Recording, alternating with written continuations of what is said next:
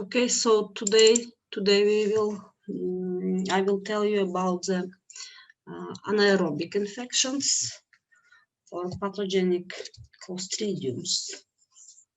So clostridiums are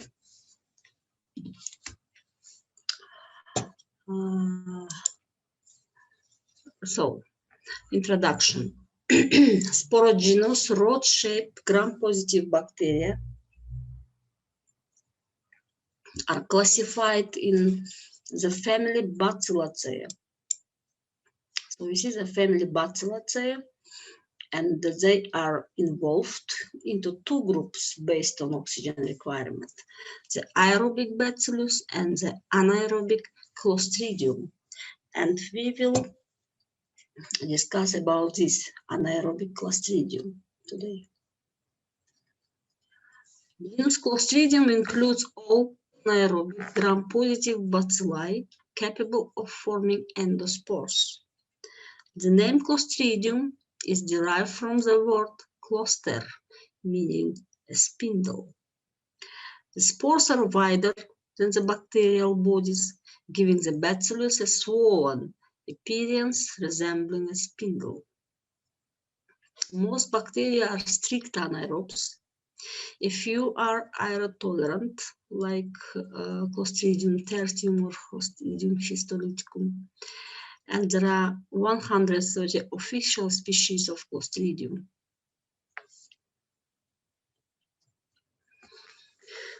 So, spores, pleomorphic, elongated, and you may see the location, the arrangement, the location of spores may be terminal, central, and subterminal. And in this, you may also see that sometimes the spores in Clostridium specifically, the wider than body of the bacterial cell. This is about body of bacterial cell. And looking like what spindle does, that's why it was given a name of Clostridium. Okay, what if you see the general characteristics of the Clostridium? Most species are saprophytes, found in soil, water, decomposing plant, and animal matter. Some of the pathogens are commensals of the intestinal tract of human and animals, Clostridium tetani and Clostridium perfringens.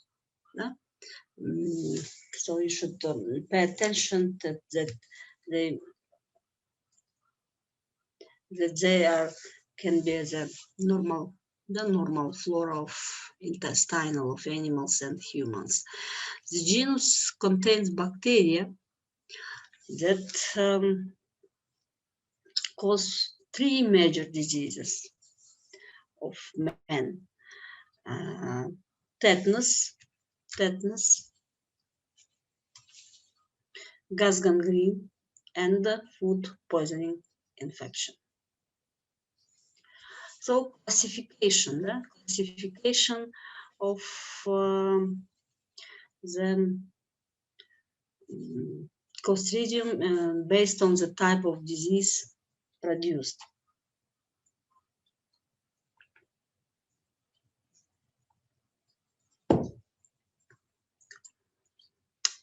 A.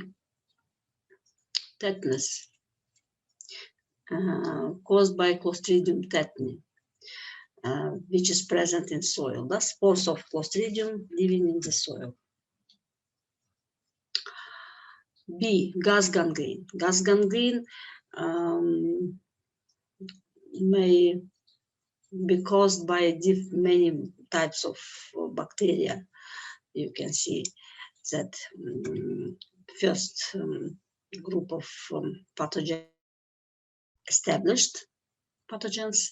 These are Clostridium perfringens, Clostridium septicum, and pneumonia. And you should all remember, you should know that mostly gas gangrene are caused by mixture of the bacteria. It's a mixed infection, and it may be combined with the Clostridium perfringens and septicum, or Clostridium perfringens and novae. It depends on what spores of which of them enters the body. And less pathogenic. These are Clostridium histolyticum and Clostridium fallax. And doubtful, this is Clostridium fermentans and Clostridium sporogenus. But anyhow, the main pathogen will be Clostridium perfringens. Another group of diseases which can cause representatives of this group of bacteria, these are food poisoning infections. Food poisoning also classified into that gastroenteritis caused by Clostridium perfringens antigenic subtype A, botulism caused by Clostridium botulinum, bacteria living in the soil, pig bell, Clostridium perfringens type C. Then D, group D infections. These are acute colitis.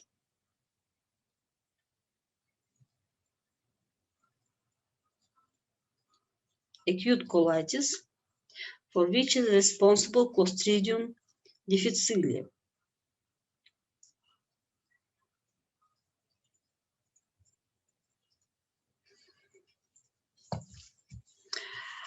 Gut organism, and which is living in the intestine and may be responsible for pseudomembranous colitis, and Clostridium difficile is the commonest cause of nosocomial diarrhea.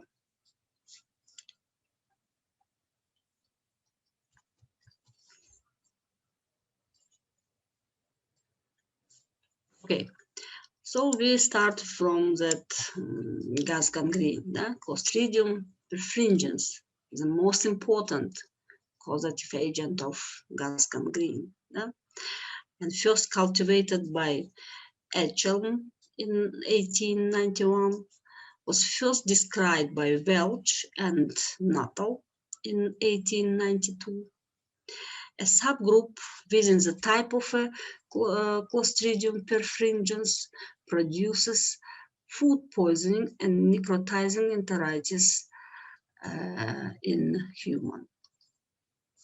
No, which is also necrotizing enteritis that can be usually fatal, highly fatal infection.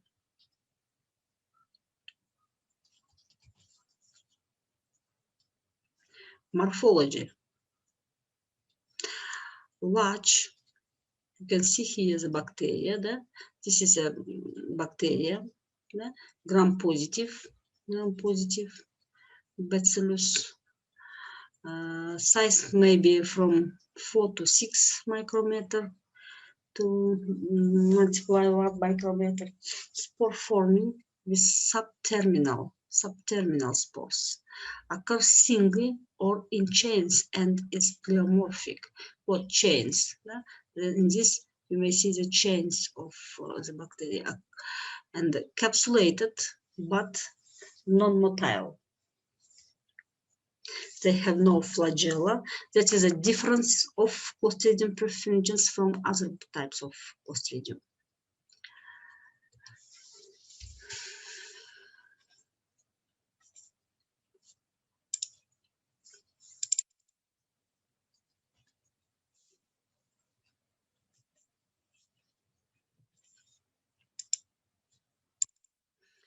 So, cultivation.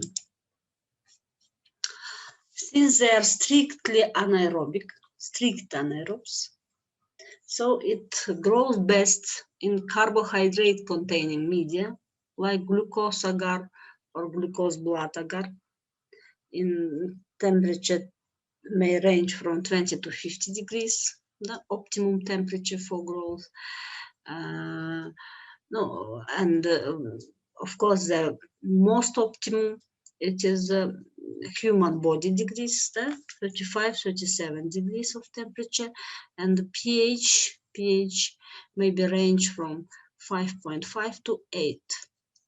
It grows in nutrient agar, Robertson's cooked meat media, type glycolate broth media within 24-48 hours with the formation of gas.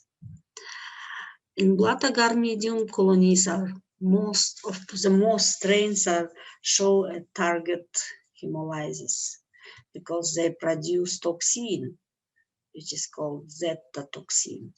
Incomplete hemolysis due to alpha toxin can be seen. A selective Marshall's medium, the organism gives rise to the black colonies. So in this Robertson cooked meat medium, Robertson's cooked meat medium,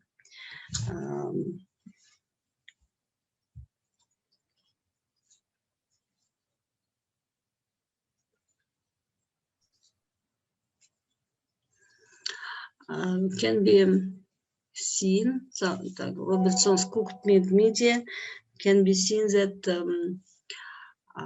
stormy, I mean the gas production. That's why infection also was named as a gas gangrene, because in this bacteria can release a lot of gas. Biochemical reactions or biochemical activity, saccharolytic ferments. Saccharolytic ferments glucose, lactose, sucrose, and maltose with the production of acid and gas. And you may observe a lot of gas production during the growing and during the fermentation of these monosaccharides.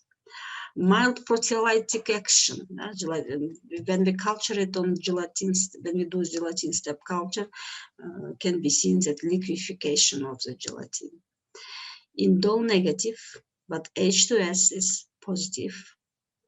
MR tests methyl red. MR means methyl red is positive, and Voges-Proskauer VP is negative. And stormy clot, what I already mentioned, stormy clot, the clotted milk is disrupted due to vigorous gas production. And when we inoculate the bacteria in the milk, you may observe that clotted milk, it's called a stormy clot. This is ability of clotting the milk. In microbiology, in laboratory, we use for identification of the bacteria from other types of Clostridium. And the difference between them may be that Clostridium perfringens is giving that stormy clot.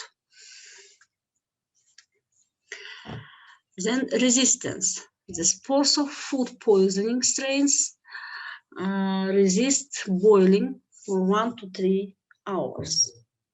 Autoclaving at 121 degrees and for 15 minutes.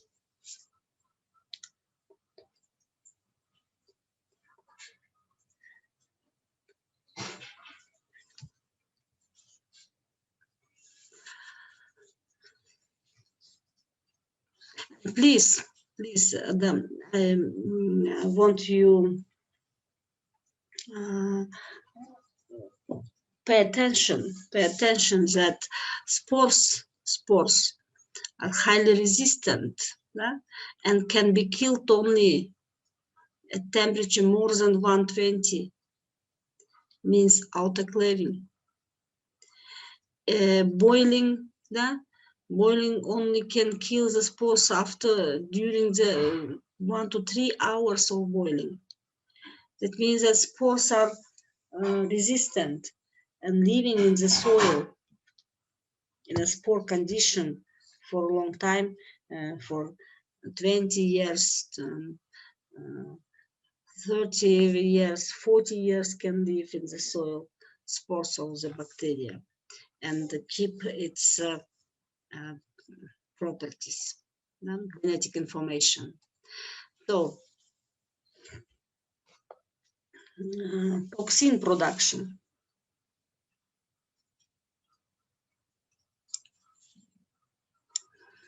Type A strains produce alpha toxin. Type B strains produce alpha, beta, and epsilon toxin. So, you should know these are classification based on toxin production. These are antigenic subtypes. These are antigenic subtypes of the bacteria. That means that by the toxin, we classify them into these subgroups, like type A strains produce alpha toxin, type B, the antigenic type B, produce alpha, beta, and epsilon toxin. Antigenic type C strains produce alpha and beta toxin. Type D strains produce alpha and epsilon toxin. Type E strains produce alpha and iota toxins.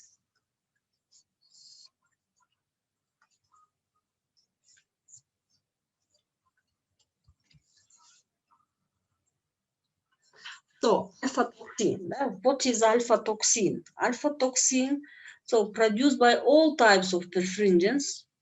We can say that it is a main toxin, which are producing by bacteria. And by the mechanism of action, it is a phospholipidase, yeah?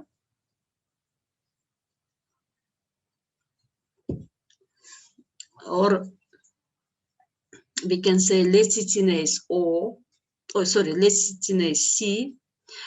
And what does mean phospholipidase? That means that bacteria is causing destruction of phospholipids, components, important component of eukaryotic tissue, and destruction of or splitting that phospholipids of the host cells may cause necrosis of the tissue. Yeah? So toxin is heat stable, lethal. Lethal means that when we inject the toxin into the mice, it dies. That's why if this property is positive toxin, we call it that it's lethal toxin. Dermanecrotic toxin, what already mentioned, it causes necrosis of the affected tissue. Then it also has hemolytic activity, lysis of red blood cells, and cytotoxic. Cytotoxic also it inhibits the protein synthesis in the host cell, and also it may also result in the death of the tissues. That's what I told you. Splits that lecithin or phospholipids, an important constituent of mammalian cell membrane and responsible profound toxemia in gas gangrene. And in gas gangrene, patients develop very severe intoxication.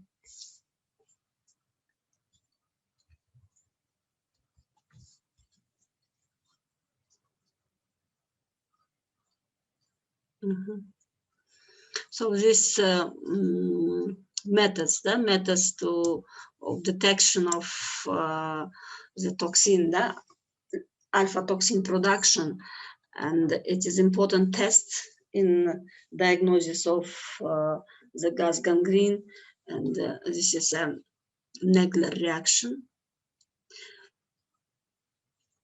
Or this variant maybe can be seen there.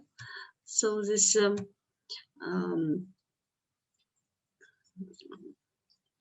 we inoculated on the media,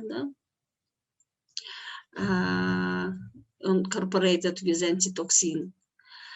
When we inoculate, if bacteria is able to produce toxin, there will be production of toxin, and which will react with antitoxin and forming that halos around the colonies.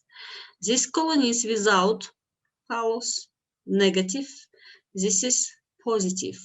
This, if you observe such reaction, you may think that this is toxin production is positive. It means. Or this variant, when we inoculate in media containing egg yolk, this will be, if lecitinase is producing that, lecitinase will start interaction with yolk and affecting the phospholipidase activity will be seen, and which may show you that precipitation in the media, this is a cloudy, no, seems to be cloudy. But this, if you find these changes, it means that it is lecitinase positive. This is lecitinase negative.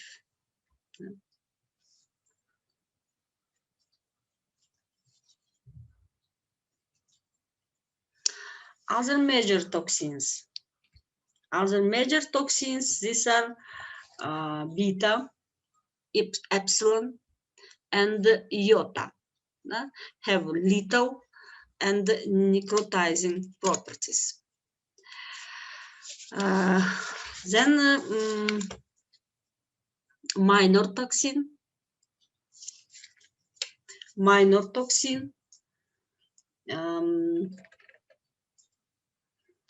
gamma and eta have only lethal actions. They have only one kind of action. Delta is lethal and hemolytic. Kappa is a collagenase. Mu is a hyaluronidase. So you see that combination of this lecitinase,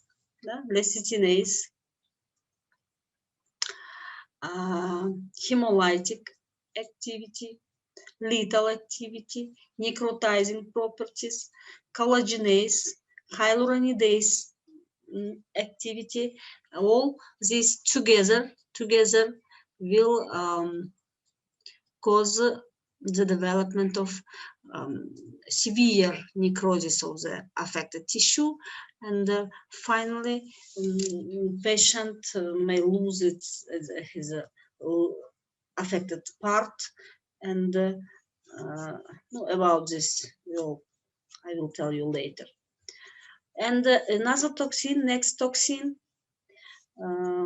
enterotoxin, which is responsible for diarrhea and necrotizing diarrhea and food poisoning infection. So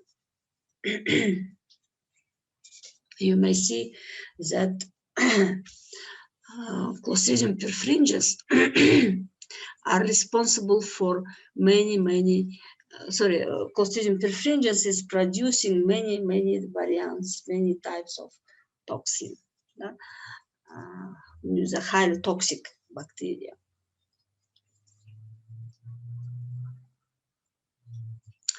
So pathogenesis, gas gangrene is traumatic, and surgical gas gangrene occurs through direct inoculation of a wound with a compromised blood supply, and the wound has anaerobic an anaerobic environment that is ideal for Clostridium perfringens, and the cause of 80 to 95% of cases of gas gangrene. So Clostridium perfringens is a major pathogen.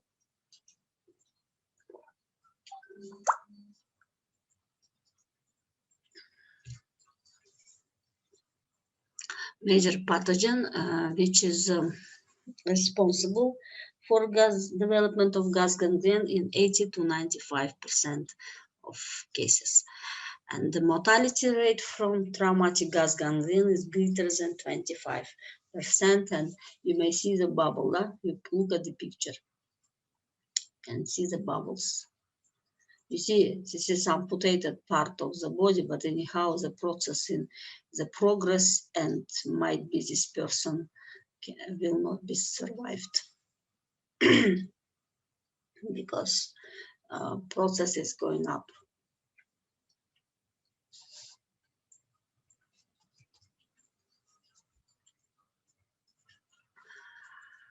So pathogenesis, clinical. The incubation period is usually less than 24 hours, but ranges from 6 hours to several days.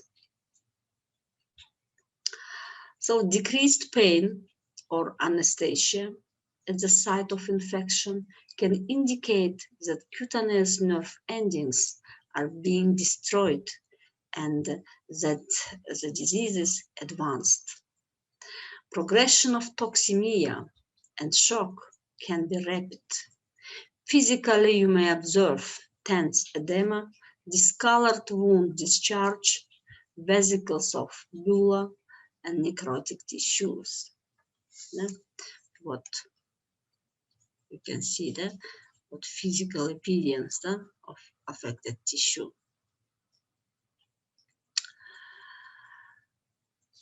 For example, what this is a pathogenesis. How the finally, if after entering of the bacteria, finally there will be development of that gas gangrene. So after trauma or injury,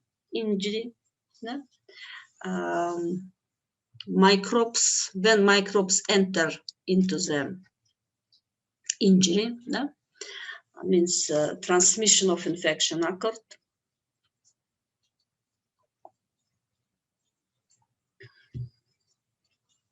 Since bacteria is anaerobic, and in the injury there must be anaerobic condition. The development of anaerobic condition. Anaerobic condition is possible to develop if in the tissue present dead tissues, I mean in the injury, presence of dead tissues, blood clots, foreign matters, aerobic bacteria, this all together will make anaerobic condition. As soon as anaerobic condition developed, there will be germination of spores. And gas gangrene, it is exogenous infection. That means that usually people are infected during the trauma. Maybe accident, maybe trauma, and this gas gangrene infection mostly high incidence of gas gangrene can be observed during the war. And in the First World War, in the Second World War, a lot of people died because of, soldiers died because of gas gangrene. And germination of spores, when spores germinated into vegetative cells producing the toxin, start producing toxin, and there will be development of gas gangrene, and which will lead into edema, necrosis, gas production, toxemia, myositis, and crepitus. Crepitus is due to due to gas production.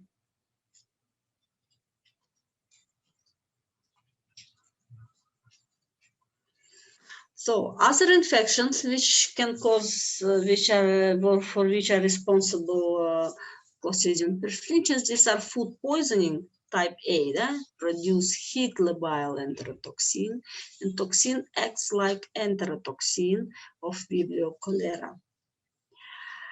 Necrotizing enteritis, severe and fatal, which is causing by type C of Clostridium perfringens.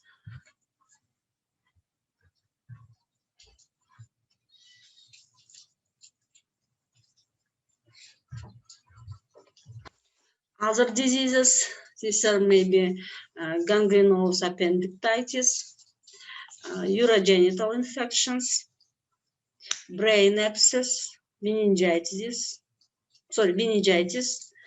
and etc.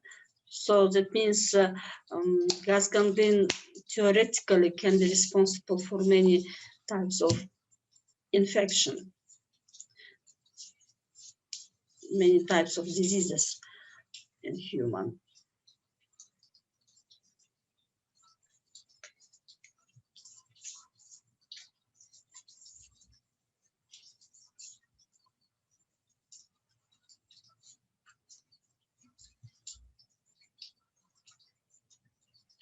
Laboratory diagnosis. Direct microscopy. It shows gram-positive bacilli. Spores usually are not seen. But if it is possible, sometimes you may absorb spores too.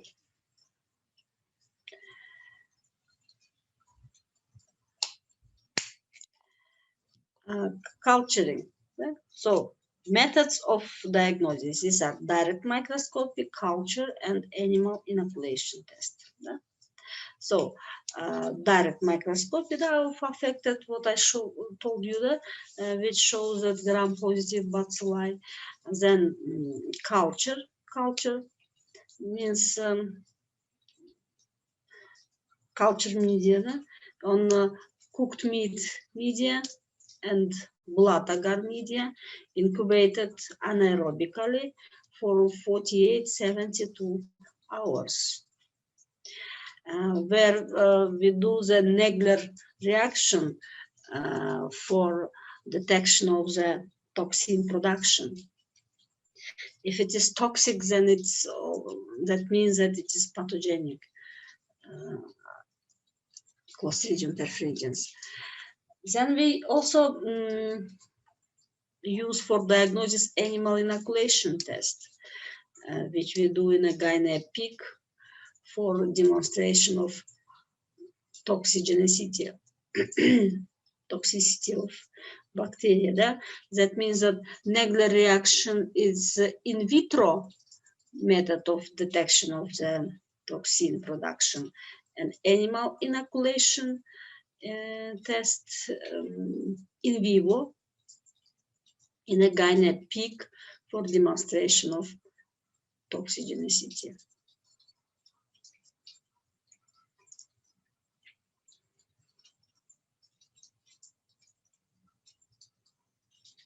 Treatment and prophylaxis. Soft tissue infections.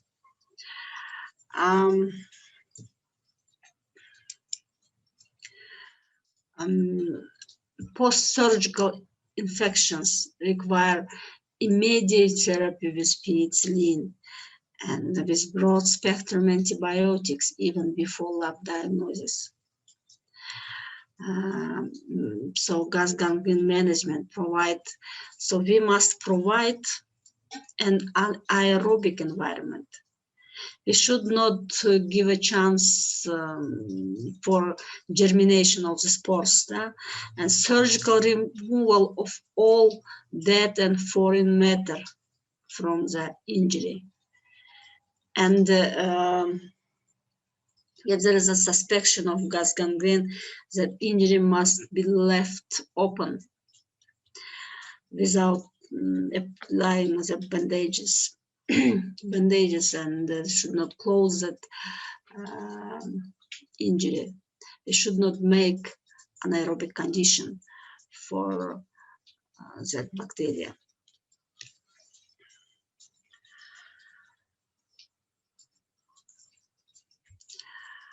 So treatment and prophylaxis, surgical approach. All damaged tissue, blood clots, and foreign materials should be removed by irrigating the wounds with antiseptic solution. Antiseptic solution usually is used hydrogen peroxide, which is making that we apply that hydrogen peroxide, which is making aerobic environment. Then use of antibiotics, penicillin, sulfonamide, and metronidazole. Antitoxins, passive immunization with gas gangrene serum for patients with extensively soiled wounds. Hyperbaric oxygen, we should provide is introduced for the depths of wound to reduce anaerobes. Hyperbaric oxygenation is used as one of the treatment measures. And then active immunization, we can use a toxoid. Toxoid, which is will develop that antitoxic immunity, and this toxoid is used for prevention, and usually we do immunization by the toxoid of bacteria of that group people who are at high risk.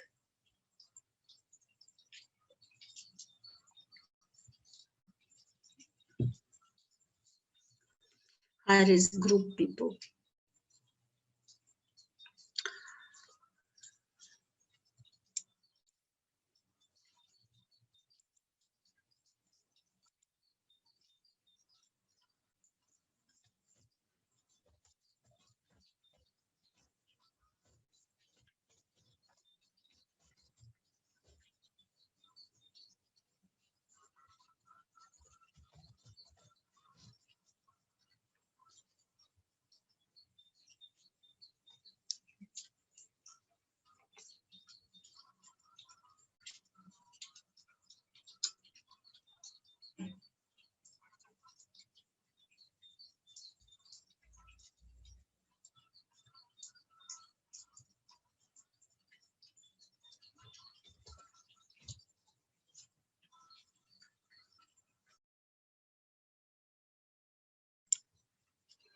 So let's take a break.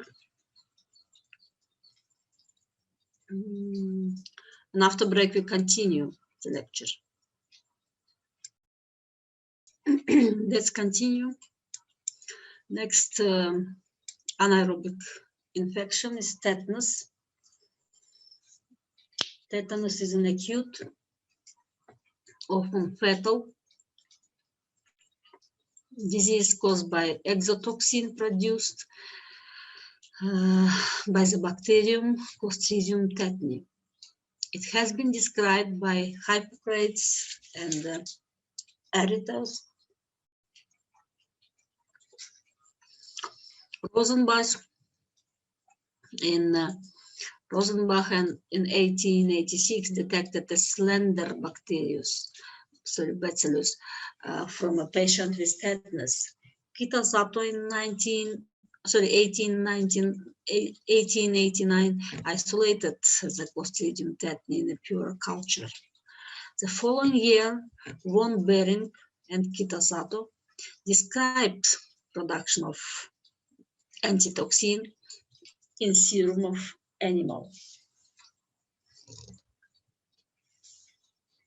Tetanus is a worldwide in distribution, but the incidence is very much higher in the developing countries due to warm climate, unhygienic practice, and a poor medical service. About 1 million cases occur worldwide annually. Mortality rate ranging from 20 to 50%. The half of deaths due to tetanus neonatorum, and it is highly fatal for newborns and highly fatal tetanus neonatorum.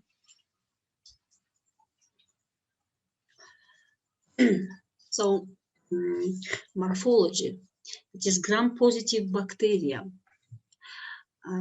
sporulating rods, terminal spores, which has terminal spores with a drumstick appearance. You may see here. Motile with peritrichous flagella, except only subtype 6 of Clostridium tetani, and non-capsulated.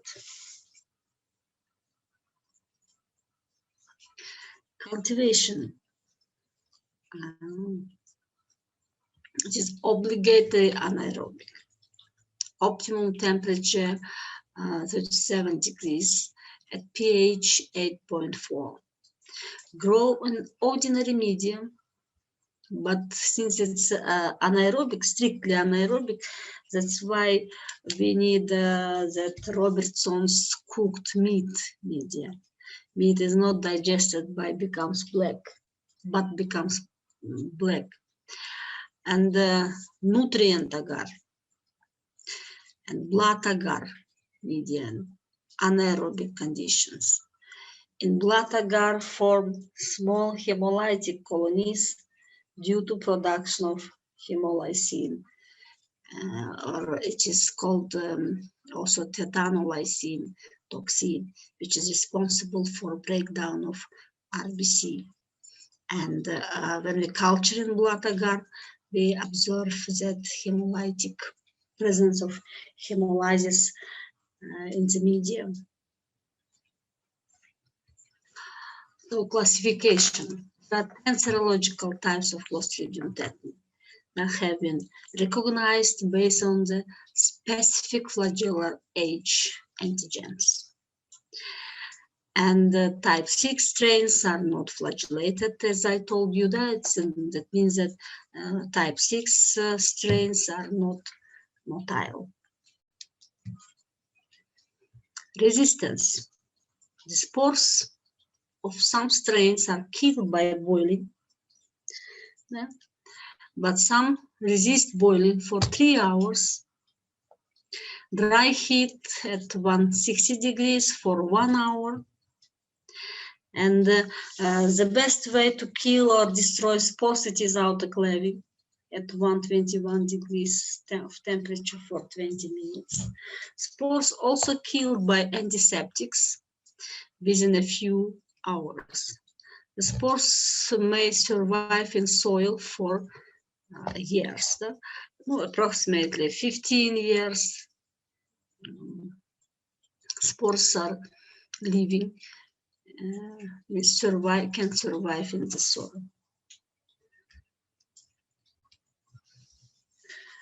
So, toxicity.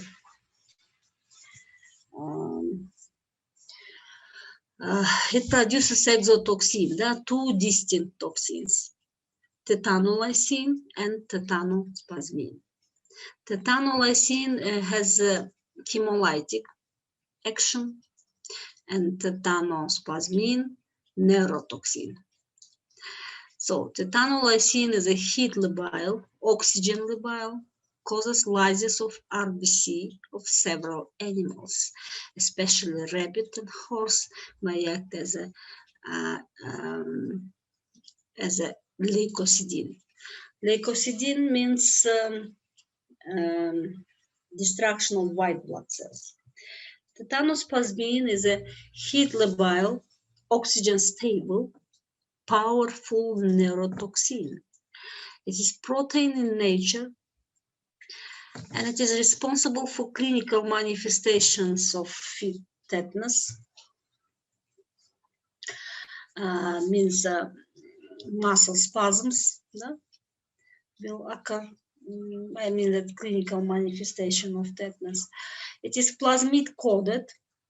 It is lethal to mice and guinea pigs in 0.1 millionth microgram. They die within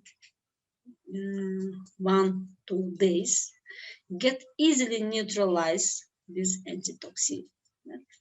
So that tetanus plasmin is highly toxic toxin, highly powerful exotoxin.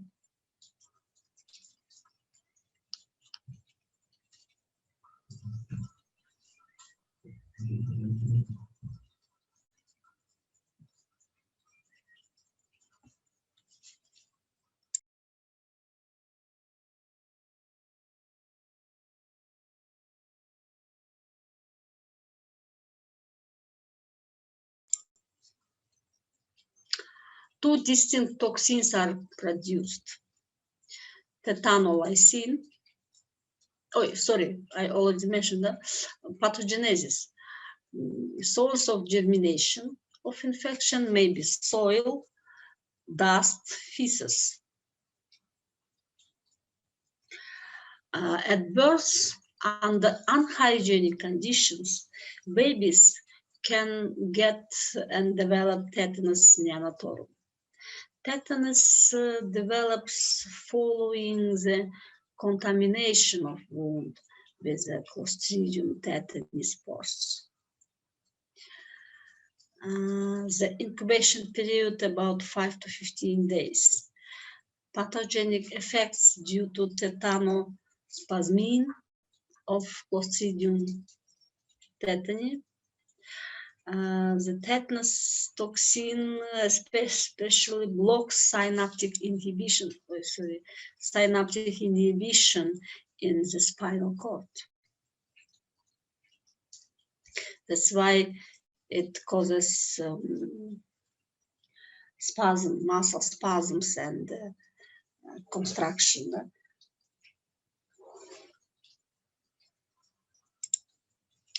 So what it's like a scheme of the development of the disease. The spores which enters into the injury, they will germinate and produce toxin, exotoxin, which affects motor nerve endings and along the motor of neurons of the peripheral nerve to the anterior horn cells. And it may cause a local tetanus in the proximity of the wound, that it's a site of entry. But then toxin may penetrate into the bloodstream and affect all body. And normally there are two variants of tetanus. First is ascending tetanus, when toxins spread upwards along the spinal cord towards central nervous system and gives generalized spasms. And descending tetanus spasms will appear in the muscles of the head, neck, and spreads downwards. So, ascending tetanus, this variant of the development of infection, occurs usually in animals. Descending tetanus spasms usually occurs in humans. In humans, a process starts from the face, and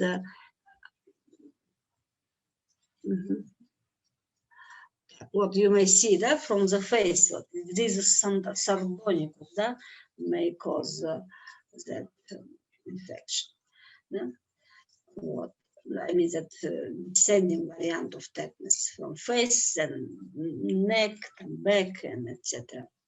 Okay, Another life-threatening condition, which is caused by tetanus, Clostridium tetanus, is tetanus neonatorum. Due to infection, typically originates from the umbilical stem, which then progresses to the generalized disease. Prognosis is very poor in infants whose mothers are non-immune, and mortality rate exceeds to 90%.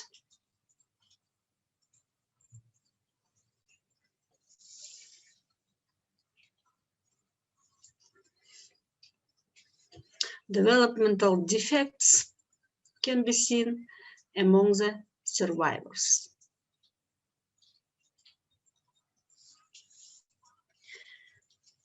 So due to what neonatal tetanus is due to unhygienic condition, and especially if baby newborn is not yet immunized, and newborns have no immunity for tetanus, and especially its situation will be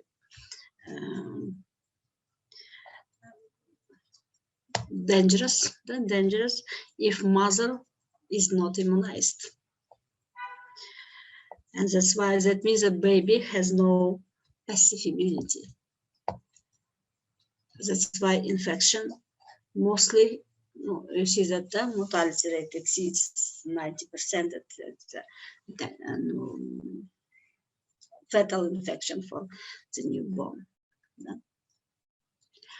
So, clinical symptoms of the infection.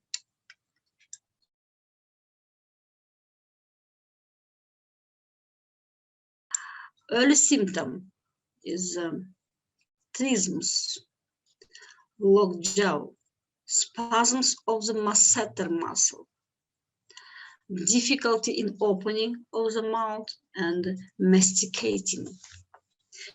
Rigidity spreads to muscles of the face, neck, and trach. Rhizus sardonicus, contraction of the frontalis and the muscles of the angle of the mouth. That's what Rhizus sardonicus, which I told you, this is called. Back is usually slightly curved. It's called opistotonus.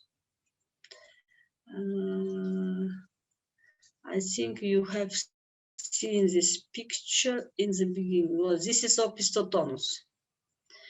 When the body is totally affected by the toxin.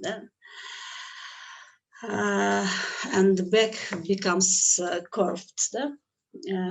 In severe cases, violent spasms will last for a few seconds to 3-4 minutes. From time to time, patients develop that spasms. And if convulsions appear soon after the initial symptoms, it is very serious. And the spasm gradually intensify, and patient may die to the exhaustion of asphyxia or aspiration pneumonia.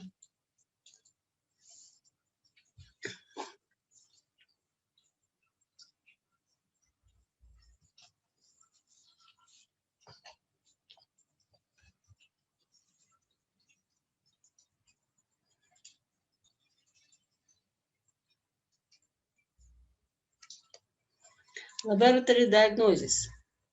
Specimens, these are wound, swab, exudates, or tissue, direct smear and gram staining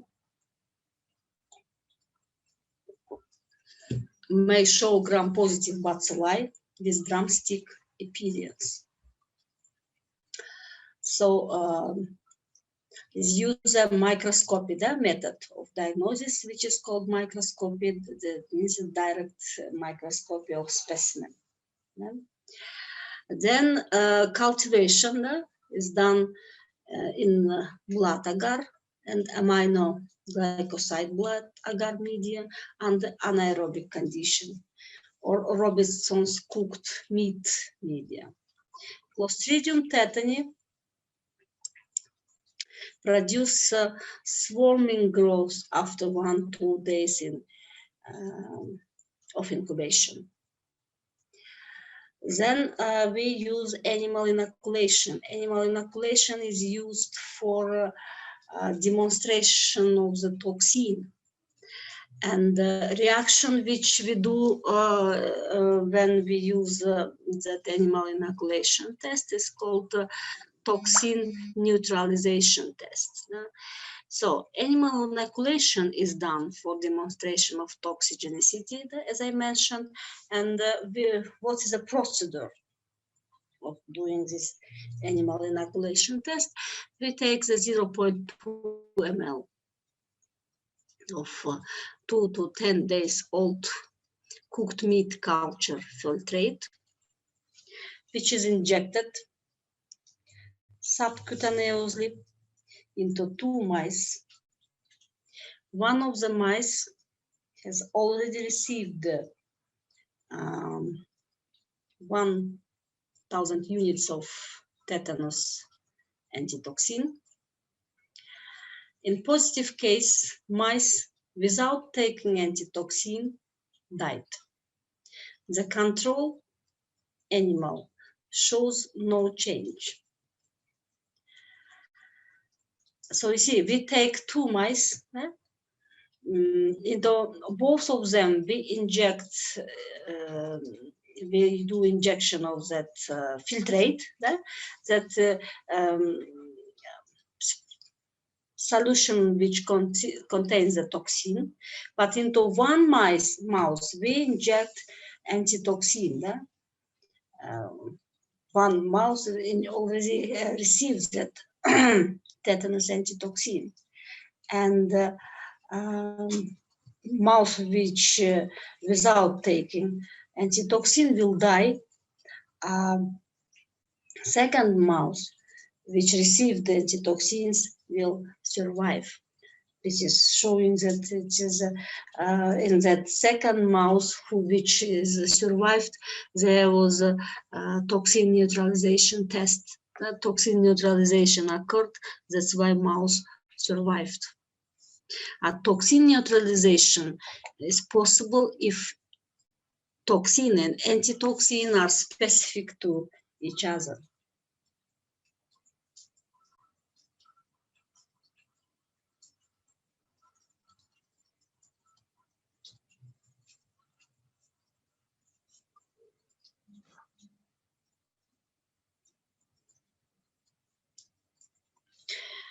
Treatment must be initiated immediately after clinical diagnosis without bacteriological diagnosis. We have no time. You just can collect the sample and send it to microbiology laboratory, but you should not wait the result of the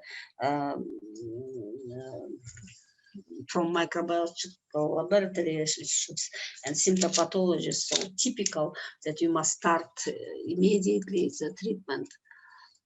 And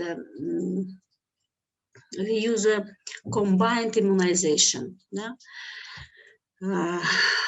tetanus immunoglobulin we prescribe in case of injury, and combination with tetanus toxoid, and which will provide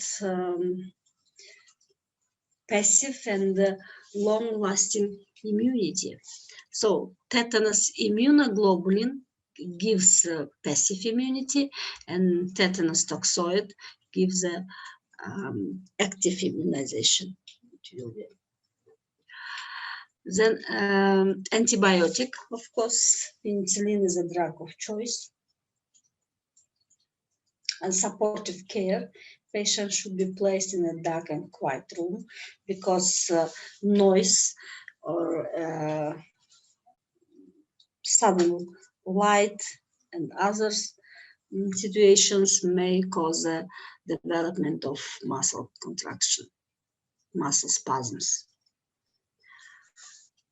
That's why patients should be placed in such place.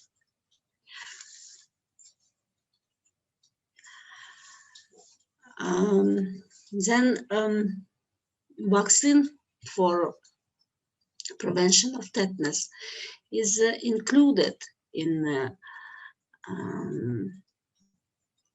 the national program of immunization, and we might use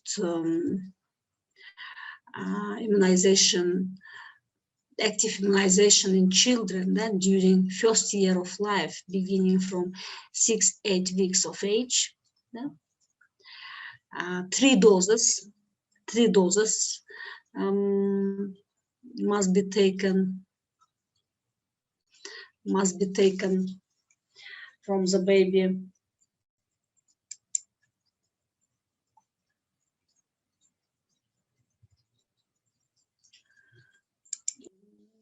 Must be taken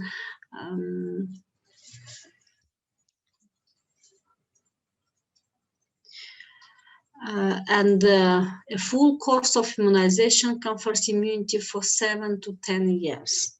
What baby should get 3 doses, and then we start giving boosters. A booster injections of toxoid is given after 5 years old, and thereafter booster dose is given every 7-10 years. And booster dose for DPT vaccine, we should receive until 56 years old. Combined immunization.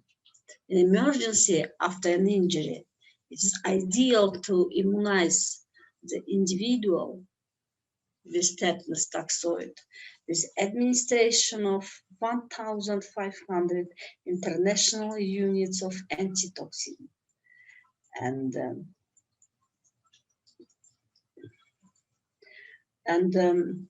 immunoglobulin, 250 to 500 units to immune patients only.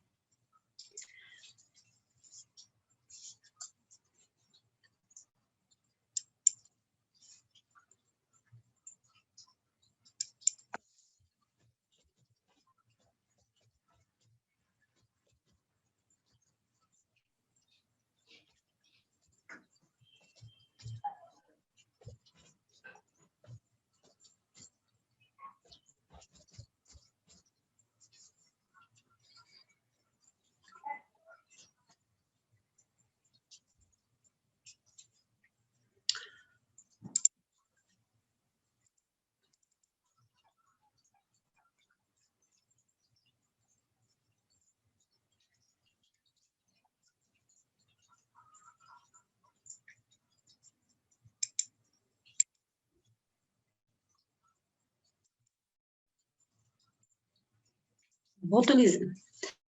The third type of infection, which is caused by anaerobic bacteria. The term botulism means sausage.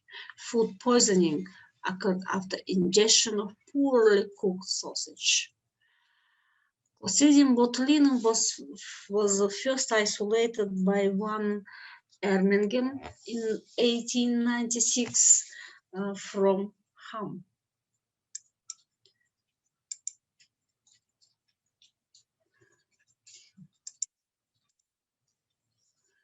It is worldwide in distribution. Its spores are found in soil, animal manner, and vegetables, fruits, and etc., which we can capture in the soil. So morphology, it is a gram-positive spore-forming subterminal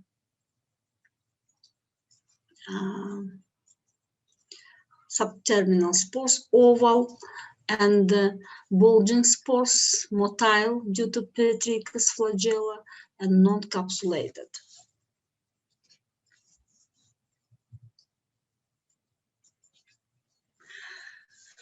Cultivation similar to other anaerobic bacteria, and it is strict anaerobes.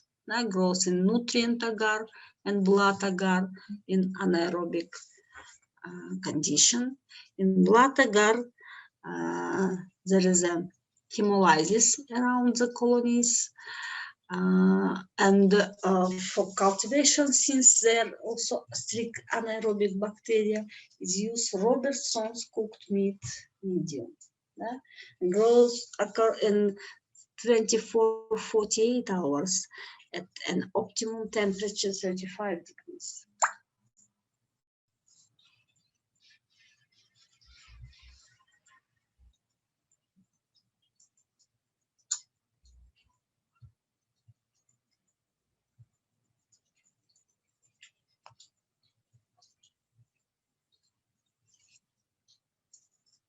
Resistance. Spores are highly resistant, and moist heat at temperature 100 degrees temperature, we need boiling. We can kill by boiling it for 2 to 5 hours of boiling. They can be destroyed by autoclaving at 121 degrees within 15 minutes. That's why you see that to destroy bacterial spores, this is formation of use of autoclaving is the best.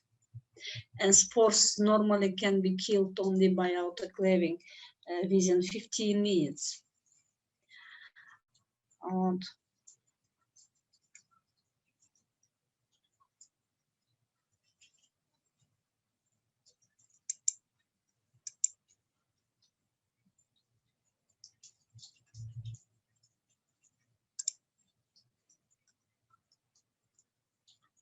toxin. Clostridium botulinum forms a powerful exotoxin, neurotoxin. The toxin differs from other exotoxins. It is not released during the life of bacterial cell. Toxin produces intracellularly and appears in the medium on autolysis of the cell, after autolysis of the cell. Non-toxic protoxin or progenitor toxin. So you see that first of all, toxin releases is synthesized within the cell, inside of cell, and it may be free, become free after lysis of the cell. And it is converted to active toxin by trypsin and other proteolytic enzymes. Lethal dose for mice, approximately 0.000033 milligram. See that very small dose of toxin is enough to kill the mice. For human, it is found that approximately 1 milligram is lethal for the human. 1 milligram of the toxin. So it's a highly powerful toxin, and this toxin is heat stable, inactivated after 30-40 minutes at 80 degrees of temperature and 10 minutes at 100 degrees. It is a good antigen neutralized by its antitoxin. It blocks the production of acetylcholine and at synapses and neuromuscle junctions, causing a flaccid paralysis. Deaths occur due to respiratory failure. Toxin production determined by the presence of bacteriophage.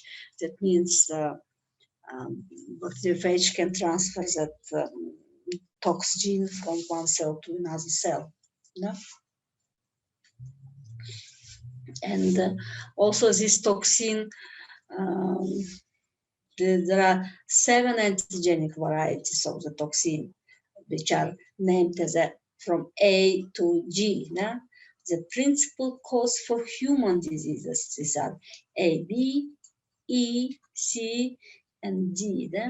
See that A, B varieties in food, E fish products, C limberneck in birds, D botulism in mammals. Toxin is neurotoxic toxin. Neurotoxin which affects the central nervous system. That's why there may be a high mortality rate. And you see that for botulism may be responsible many different kind of food, and mainly it is must be preserved food. Clostridium botulinum itself is non-invasive. Its pathogenicity is due to the action of toxin. There are 3 types of botulism: foodborne, infant, and wound botulism. But mostly it is what this form spreading. Foodborne means food poisoning infection. Foodborne botulism transmitted by contaminated preserved foods like meat, fish, vegetables, fruits, and etc. You see, here the key word is the preserved. Food must be preserved. If you are freshly cooking your vegetables, you never can have botulism. The contaminated food usually exhibits signs of spoilage and can show bubbles in the opening. But often the food may look normal, no alteration in taste, and incubation period 12 to 36 degrees of temperature. Symptoms: vomiting, constipation, paresis, thirst, difficulty in swallowing, speaking, and breathing. Fatality rate is about 20 to 70 degrees. With a high, you see, mortality rate is very high, and death result from respiratory failure.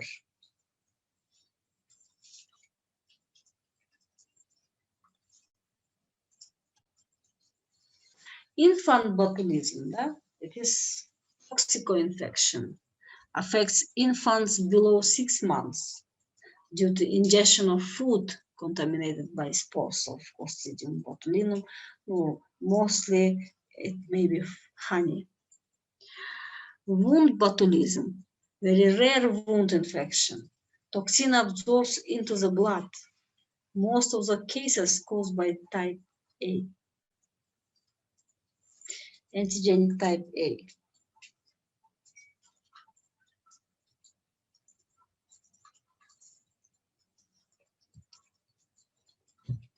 Laboratory diagnosis. Demonstration of the organism, gram staining of smear, culture in blood agar or cooked meat broth, demonstration of toxin.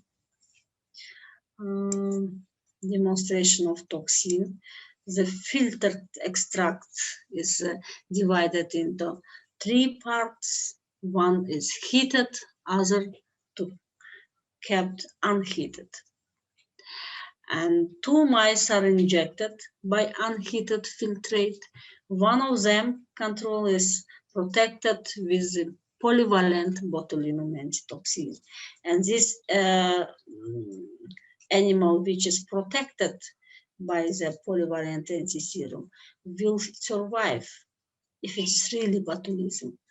In other mice, without protection, will die due to botulism. Prophylaxis and treatment. Treatment is a proper canning and preservation and the use of polyvalent antiserum to types A, B, and E, because these 3 types are frequently causing botulism. Supportive therapy with maintenance of respiration, and prevention is immunization by toxoid laboratory workers, and prevention is very easy, not to eat preserved food. That's it. Thank you for your attention. That's Thank it you. about anaerobic infection. If maybe you have questions on this. Thank you, ma'am. Do you have questions? No, ma'am. No, ma'am. Okay. Thank you so much. Goodbye. See you. Asvidani, ma'am. That's